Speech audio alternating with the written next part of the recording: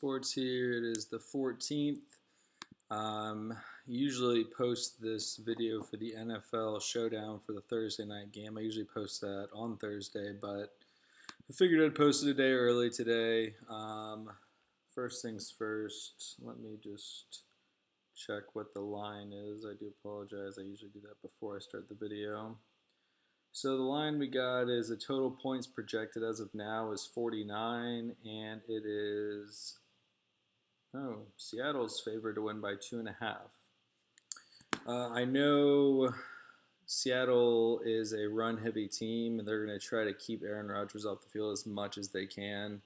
But just the rivalry aspect of this game and the unpredictability of Seattle's backfield, I kind of just avoided everyone. I avoided Chris Carson. It says he's healthy to play. I mean, even I have him on my fantasy team in one of my big money leagues, and I'm kind of staying away from him just because we don't really know how that hip's doing of his. He did try to play the other week before he missed, and he got 40 yards and then was done for the day, and just too much to risk on Thursday night. And I expect this game to be pass heavy. And then Russell Wilson, also provides you with that run plus. So as of now, this is what I'm rolling with. I don't really plan on tinkering with this at all. The one thing I did try to do was maybe take out Devontae Adams for Valdez Scalding, however you pronounce that. Just because, Valdez Scantling at, what was his price at the flex? It was at 78, but I just can't take Devontae Adams out. He's just too good, and with there only being, really like let's see, about $3,000 gap, I think it's worth it to take him. I could, whenever I did do it, I was able to take out like Adams, downgrade him to Valdez Scantling, and then upgrade like Crosby to maybe like Tyler Lockett. I think that's a good pivot. I think my captain, I think I had to change to someone a little bit cheaper. But the guys that I definitely have my locks in at the flex is Rodgers, Wilson, and Baldwin. Those are my three locks for sure. The only injury update that we kind of need to monitor is Jimmy Graham. He is traveling with the team, so that's a good sign that he's looking like he's going to play.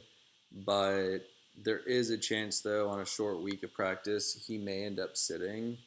And if that's the case, then someone that I do like is going to be Lance Kendricks. He hasn't done a whole lot, but Jimmy Graham ended up sitting out the last game a little bit early, and he did get 2 targets for 24 yards. On a Thursday night game, a lot of weird stuff happens. Just random players will show up. He's someone good to throw in at that MVP spot if Graham ends up sitting out. I mean, if Graham does sit out, I'm going to throw Kendricks in at my MVP, and then hopefully that will give me some wiggle room. Like, let's just say hypothetically, I just did that right now. So Kendricks, 1.8 for the MVP. That's just so cheap. And then say my flex, then that leaves me with David Moore. Ugh. Not too crazy about that. This is where you kind of have to start tinkering. Like, say if I took out Adams now, and obviously I would like to get Aaron Jones in there just on the off chance that, just like last week, Rodgers got poached 2 touchdowns because of Aaron Jones. I do expect Rodgers to be throwing the ball into the end zone more than Jones. I do like Jones this week, but I just don't think he's going to blow up for like a 2 touchdown game. He might get 1, but at 9,000, I don't know if I want to throw him in there just because of PPR pointings. He doesn't really catch a lot of passes. He did have 5 targets last game, so yeah, that's a plus. Definitely something to look at. So let's just say hypothetically I threw in Aaron Jones. That leaves me 7,000, and I can get Deshaun Kaiser. Nice. So definitely don't want to do that. So then if I went to Valdez Scantling, That leaves me with 8,200, and then I can throw in Tyler Lockett. This looks like a very, very solid lineup. If um, if Jimmy Graham ends up sitting, another sneaky ad is St. Brown as well, but he is 3,600, and he's kind of like Lance Kendricks. He doesn't really do a whole lot. I mean, he had one game I think he busted for. I won't even say busted. I would say he got. I think it was what 80 yards. Yeah, 89 yards, 5 targets, 89 yards. Meh. He hasn't done that consistently enough to really have me want to play him.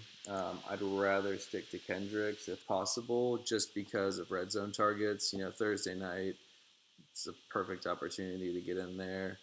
But going ahead and refresh my old lineup, blah, blah, blah, come on.